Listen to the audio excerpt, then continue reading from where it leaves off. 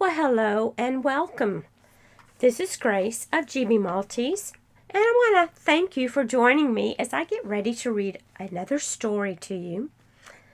I hope that you will sit back, relax, and enjoy whatever it is that you are doing. The title of the story is An Uncomfortable Bed.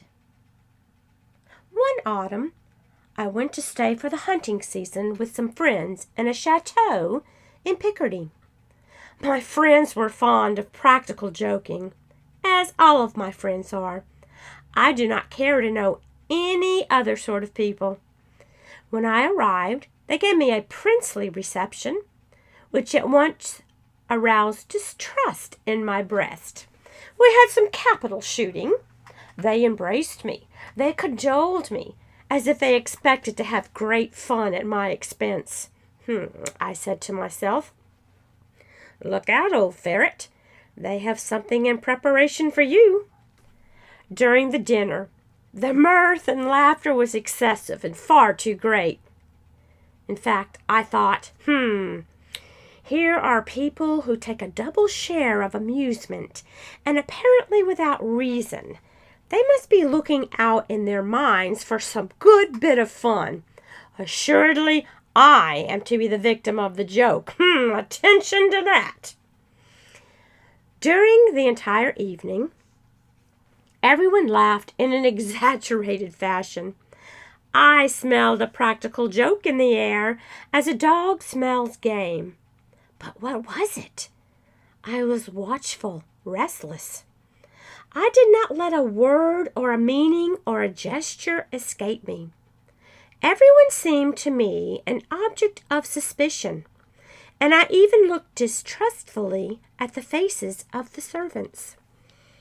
The hour rang for going to bed, and the whole household came to escort me to my room. Why? And they called to me, "Good night." I entered the apartment, shut the door, and remained standing without moving a single step. I was holding the wax candle in my hand. I heard laughter and whispering in the corridor. Without doubt, they were spying on me. I cast a glance around the walls, the furniture, the ceiling, the hangings, the floor, but I saw nothing to justify suspicion. I heard persons moving about outside my door. I had no doubt they were looking through the keyhole. An idea came into my head. My candle may suddenly go out and leave me in darkness. Then I went across to the mantelpiece and lighted all the wax candles that were on it. After that, I cast another glance around me without discovering anything. I advanced with short steps, carefully examining the apartment. Nothing. I inspected every article, one after another. Nothing. I went over to the window. The shutters, large wooden shutters, were open. I shut them with great care, and then drew the curtains, enormous velvet curtains, and I placed a chair in front of them so as to have nothing to fear from without. Then I cautiously sat down.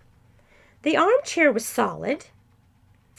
I did not venture to get into the bed. However, time was flying, and I ended up by coming to the conclusion that I was ridiculous. If they were spying on me, as I suppose they must, while waiting for the success of the joke they had been preparing for me, they had probably been laughing enormously at my terror. So I made up my mind to go to bed. But the bed was particularly suspicious looking. I pulled at the curtains surrounding it, but they seemed secure. All the same, there was danger. Either I was going to perhaps receive a cold shower bath from overhead, or perhaps the moment I stretched myself out to find myself sinking under the floor with my mattress. I searched in my memory for all the practical jokes of which I had ever experienced. And I did not want to be caught. Certainly not. Oh, no. Then I suddenly bethought myself of a precaution which I consider one of extreme efficacy. I caught hold of the side of the mattress gingerly and very slowly drew it toward me. It came away, followed by the sheet and the rest of the bedclothes. I dragged all these objects into the very middle of the room, facing the entrance door. I made my bed over again as best as I could, at some distance from the suspected bedstead and the corner which had filled me with such anxiety. Then I extinguished all the candles, and groping my way, I slipped under the bedclothes. For at least another hour, I remained awake, starting at the slightest sound. Everything seemed quiet in the chateau, and I fell asleep. I must have been in a deep sleep for a long time, but all of a sudden, I was awakened with a start by the fall of a heavy body tumbling right on top of my own body. And at the same time, I received on my face and on my neck and on my chest a burning liquid which made me utter a howl of pain. And a dreadful noise, as if a sideboard laden with plates and dishes had fallen down, penetrated my ears. I felt myself suffocating under the weight that was crushing me and preventing me from moving. I stretched out my hand to find out what was the nature of this object. I felt a face, a nose, and whiskers. Then with all of my strength, I launched a blow right over the face. But then I immediately received a hail of cuffings, which made me jump straight out of the soaked sheets and rush in my nightshirt into the corridor, and the door of which I found opened. Oh, no! It was broad daylight. The noise brought my friends hurrying into the apartment, and we found, sprawling over my improvised bed, the dismayed valet, who, while bringing me my morning cup of tea, had tripped over this obstacle in the middle of the floor and fallen on his stomach, spilling, in spite of himself, my breakfast all over my face. The precautions I had taken in closing the shutters and going to sleep in the middle of the room had only brought about the interlude I had been striving to avoid. Ha ha! Boy, how they laughed all day long. And that's the end of An Uncomfortable Bed. Can you imagine being awakened in the middle of the night?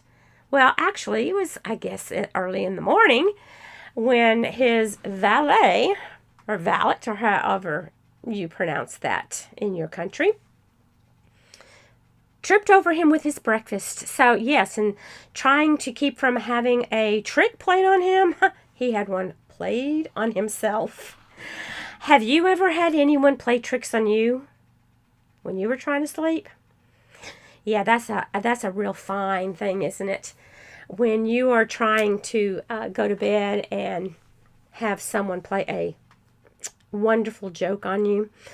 One of the worst things that I can think of that I have heard happen was one that my husband played on his own brother. Here in Texas, we have these little bugs that are called June bugs.